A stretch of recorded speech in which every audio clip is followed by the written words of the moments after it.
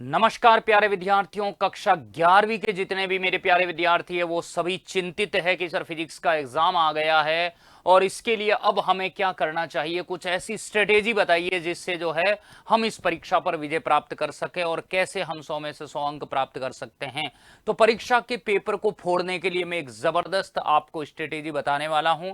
अंत तक आपको वीडियो अच्छे से देखना है, शेयर करना है अपने सभी दोस्तों के साथ। और दोस्तों, इस पेपर को पूरी तरह से क्रैक करने के लिए मैं कुछ आपको ऐसे बेहतरीन टिप्स देने वाला हूं और वो टिप्स अगर आपने अपना लिए तो निश्चित ही आप सफल होंगे और इस पेपर के अंदर आप बहुत ही अच्छे अंक प्राप्त करेंगे।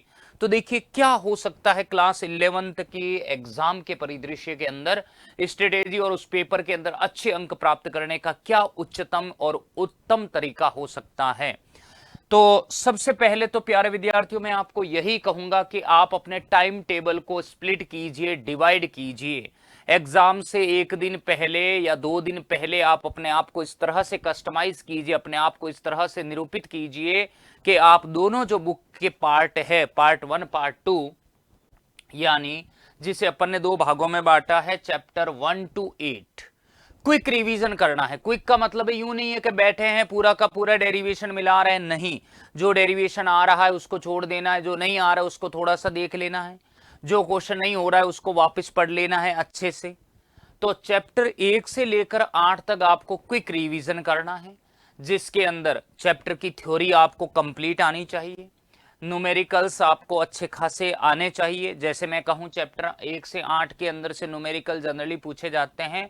चैप्टर 4 गति के नियम के अंदर रॉकेट प्रक्षेपण का क्वेश्चन आता है, संवेग संरक्षण नियम मोमेंटम कंजर्वेशन लॉ का क्वेश्चन आता है, बंदूक का प्रतिक्षिप्त होने का न्यूमेरिकल्स आते हैं। तो इस तरीके के क्वेश्चन आपको समझने हैं।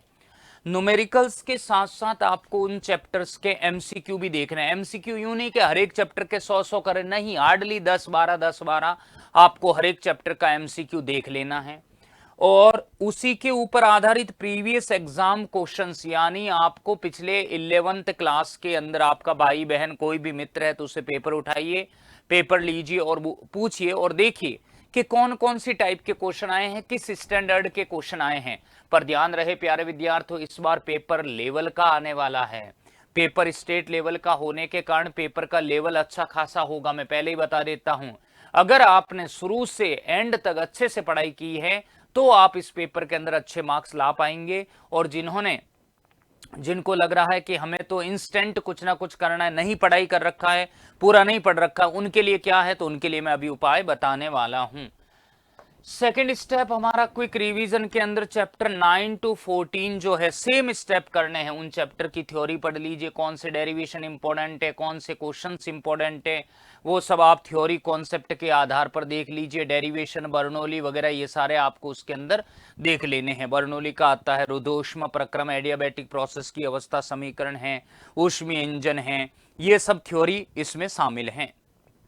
इन्हीं के ऊपर numerical, for example heat engine का न्यूमेरिकल आ गया, दोलन में से न्यूमेरिकल आ गया, ऑसिलेशन में से वेव का कोई न्यूमेरिकल आ रहा है। तो ऐसे न्यूमेरिकल्स को आप बस देख लीजिए कि यस ये इस तरीके से होगा, करने की जरूरत नहीं है। साथ ही इन चैप्टर के आप एमसीक्यूज भी देखिए, एमसीक्यू कैसे कैसे हो सकता है। हर एक चैप्टर के मिनिमम आपको 10 एमसीक्यू देख के जाने हैं कि ये इस कॉन्सेप्ट के ऊपर आधारित ऐसे क्वेश्चन बनेंगे।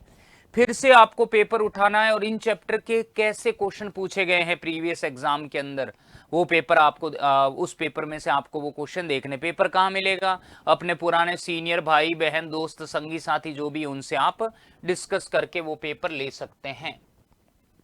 तीसरा, आपको जब ये दोनों स्टेप हो जाए तो अपना सेल्फ एनालिसिस करना है कि क्या मैं इस परीक्षा में विजय हासिल करने के लिए कैपेबल हूं, क्या मैं बिल्कुल अब मैं क्षमतावान हूं कि मैं पूरे में से पूरे अंक लेकर आ पाऊंगा। तो अपने आप को एनालिसिस करना है और इससे क्या होगा, इससे आपका कॉन्फिडेंस बूस्ट होगा और आप अपने आप को बहुत ही अच्छा फील करेंगे कि यस मुझे आता है, मैं बहुत कुछ कर लूंगा।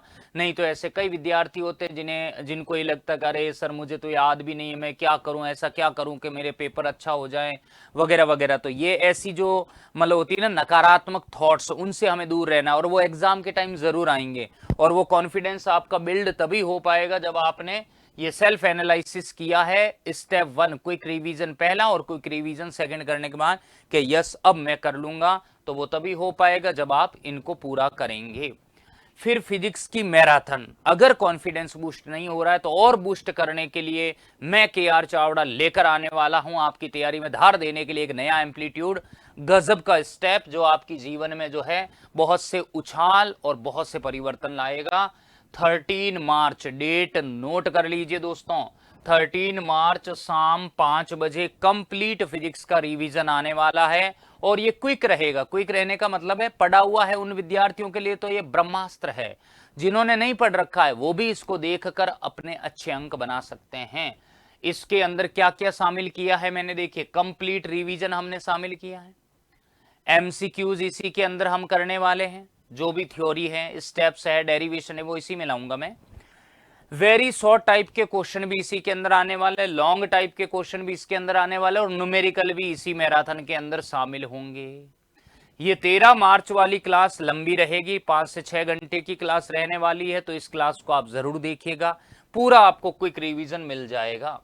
नेक्स्ट पॉइंट 14 मार्च यानी 14 मार्च को सुबह 4 बजे मैं लेकर आने वाला हूं इंपॉर्टेंट क्वेश्चंस का पिटारा, जो परीक्षा के ऊपर आधारित हैं।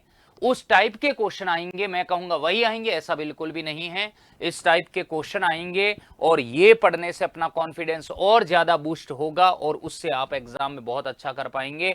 अगर आप इस स्ट्रेटेजी से, इस प्लानिंग से अगर काम करेंगे तो दोस्तों इस परीक्षा की पेपर की खोपड़ी में छेद करना बहुत आसान है, अन्यथा आपको नकारात्मक थॉट घेर लेंगे और फिर आप अच्छा प्रदर्शन नहीं कर पाएंगे। तो बिल्कुल इस प्लानिंग से आपको तैयारी करनी है और 13 और 14 मार्च की मैराथन को स्पेशली आपके लिए कंडक्ट किया जा रहा है, अच्छे से देखना है, रिवाइज करना है, तो बिल्कुल रिवाइज करके मिलिएगा।